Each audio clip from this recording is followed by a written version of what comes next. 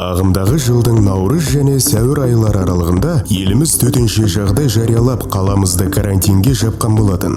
Қиын қыстау кезеңде біз біргеміз деген ұранмен елімізге қызмет көрсеткен құқық қорғау және әскери қызметкерлер мен ауруханаларға алғашқы көмек құралдарын табыстадық.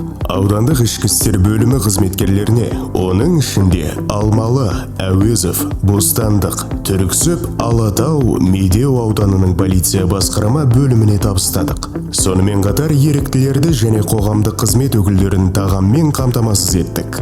Жағдайы төмен отбасыларға, мүгедек жандарға және егде жастағы қала тұрғындарына азық-түлік жеткіздік.